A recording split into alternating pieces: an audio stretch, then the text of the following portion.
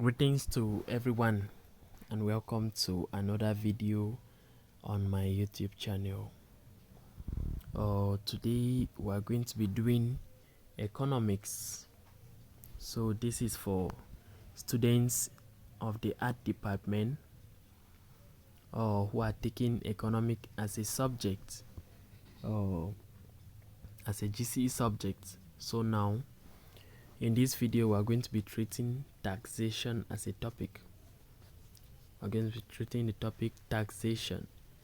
So you are required to watch this video in a quiet milieu where the process of studies shall be facilitated.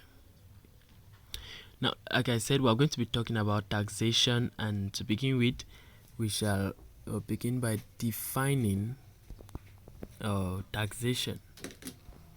So let's define taxation. Taxation may be defined as the act or method of imposing a compulsory levy by the government or its agency on individuals and firms or on goods and services. So this we can call taxation. On the other hand, what is a tax? A tax, on the other hand, is defined as a compulsory levy by the government or its agency on individuals and firms on goods and services. That is it for the definition of taxation and the definition of a tax. Now we are going to proceed to look at the features of a tax or the characteristics of taxes. Let's look at the characteristics. Number one, a tax is a payment made as a sacrifice. Tax payment is sacrificial. I hope we understand that. For instance, a tax is a levy that is imposed by the government or its agents on the individuals and firms, meaning that taxes are not being negotiated. Taxes are not negotiable. So therefore,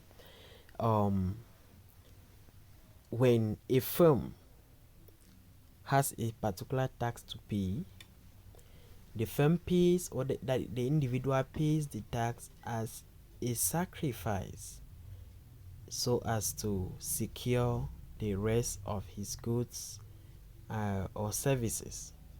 Now, secondly, tax is meant for the general welfare of everybody.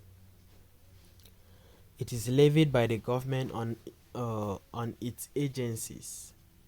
It is compulsory. It is a compulsory levy that must be paid by individuals or corporate bodies. So these are the characteristics of taxes. These are the characteristics I've cited for. Now let's proceed to look at the principles of a good tax.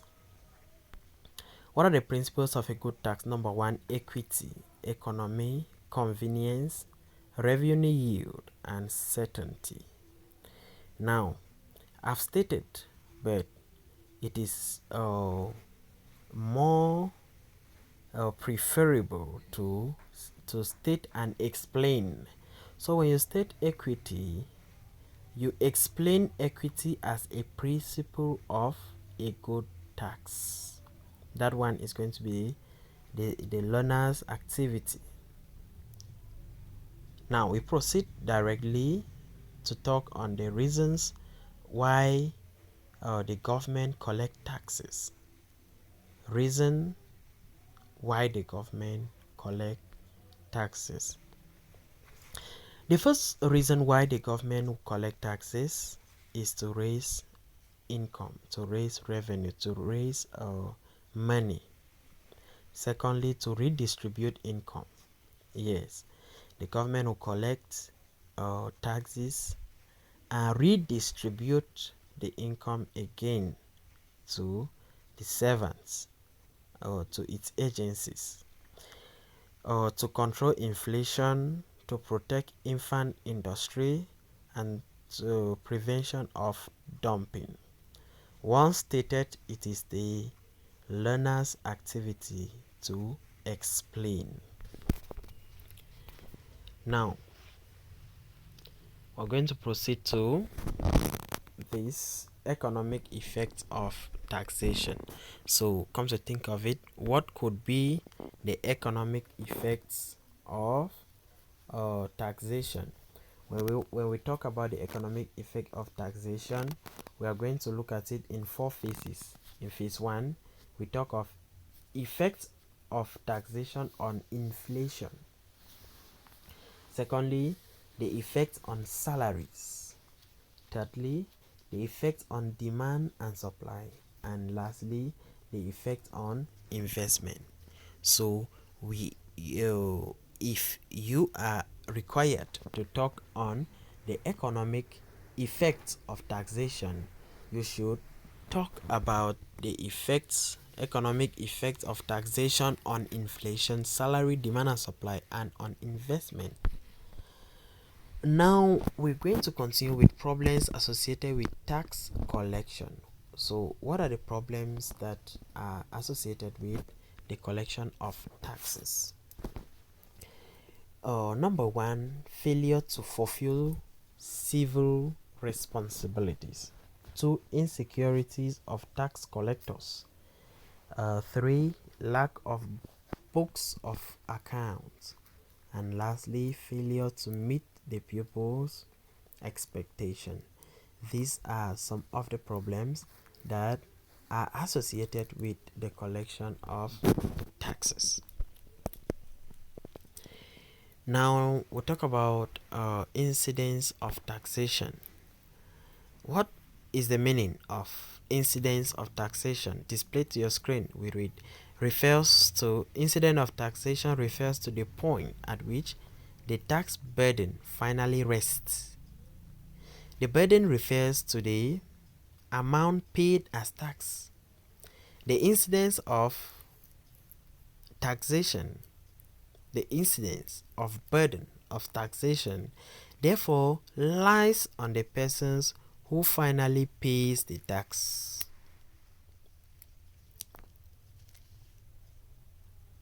Types of incidence of taxation. We have formal and effective incidence of taxation. We are going to take the first incidence of taxation, which is going to be the formal incidence of taxation. This refers to the initial effect of tax on the tax objects, that is, the taxpayers. It shows where the initial burden of taxation lies. What about effective incidence? It makes a reference to who bears the final burden of taxation, with a reference to direct taxes. The payers bear the full burdens of the tax.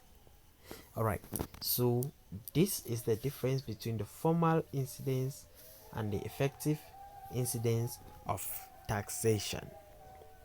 That the formal incidence of taxation, the burden of tax lies on the taxpayer, lies on the taxed objects. Now, what about effective incidence? The burden of tax lies on the persons who finally pays the tax, or the final consumer. It makes reference to who bears the final burden of taxation. Okay, here we're going to look at two things. We're going to talk about the types of tax, and the type of tax. We're going to talk about two things: type of taxes. We'll talk about two type of tax: the direct tax and the indirect tax. So now, type of taxes. We're going to take number one. Number one, we'll talk about direct tax.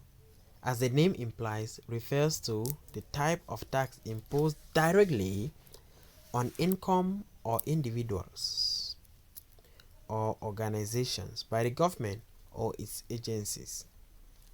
Example: wages, salaries, points, rent, and interest. On such income or on such individuals are laid direct taxes by the government. Now, what are the type of direct taxes? We name them: personal tax, company tax, poll tax, capital gain tax. Those are some examples of direct taxes. Taxes are paid directly. Now we'll go to number two, where we talk about indirect taxes. Before we talk about indirect taxes, I cite some advantages and disadvantages of direct taxes, so that we clear off taxes before we'll clear off direct taxes before we go to indirect taxes. Now we'll start with advantages. What are the advantages of direct taxes? They are progressive in nature. They are non-inflationary.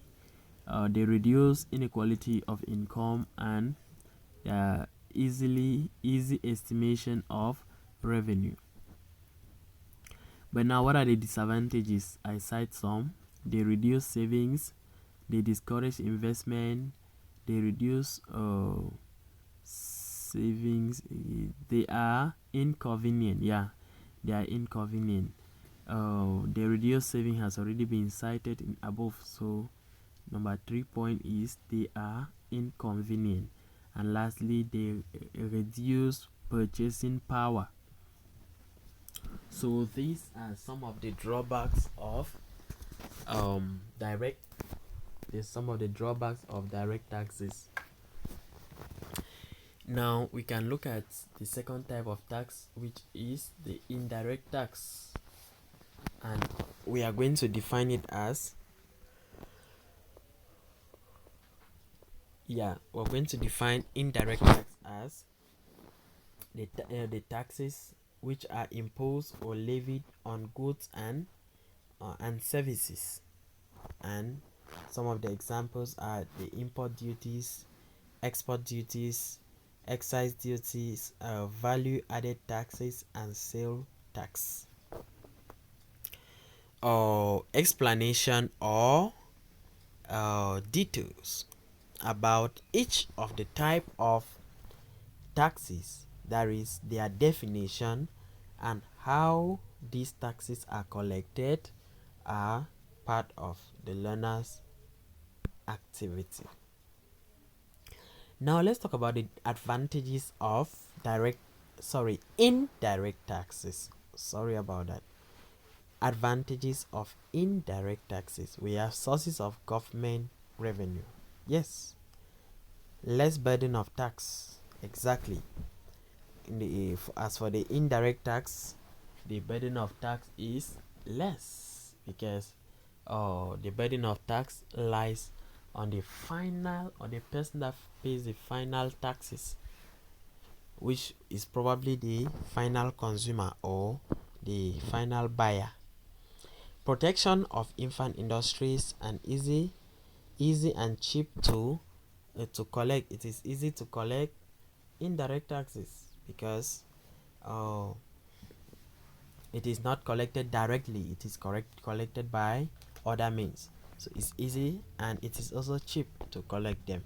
Now, what about their disadvantages? Disadvantages of indirect taxes are high cost of collection.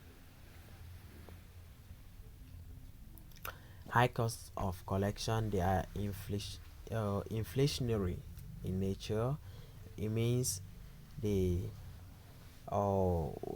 in the case of an indirect tax, there is what they call inflation. It could lead to land industry unrest. Finally, it discourages investment. So here are some of the disadvantages of indirect taxes. And last but not the least, shall we talk about systems of taxation, and we shall cite two systems of taxation, which include a progressive tax system and a regressive tax system. Now we take number one, the progressive tax system, which is a form of tax which the rate in which the rate of tax increases as the income of wealth or value of property to be taxed increases. So when the income or the stock of wealth or the value of property is increased, then the tax equally increases. So we have a progressive tax system. So but now on the other hand, in this case where when the income increases, the tax reduces instead, that is, they are inversely related, we have a regressive tax system. It's a tax where the tax rate decreases as income increases. In this case, the higher the income of a consumer, the lower the rate of the tax. So these are the two types of tax systems, the progressive tax system and the regressive tax system. Now let us also talk about proportional tax. Proportional tax, and this is a form of tax in which the rate is the same irrespective of the level of income or wealth. So remember, we've spoken about progressive tax system, regressive tax system, and now in proportional tax, proportional, it means they are directly proportional, or like in fact they are constant. The tax is constant, and in this system, in this tax system, proportional tax system, the rate is the same irrespective of the level of income or wealth. Whether the income increases or decreases, the tax rate remains the same. Here we come to the end of today's tutorial on taxation in GCE revision for economics. You can, in case you need to join the tutorial group on WhatsApp where tutorials are going on, you can indicate to me through this number on your screen. You can use the number to get in touch with us so as to better prepare for your GCE. See you in the next video.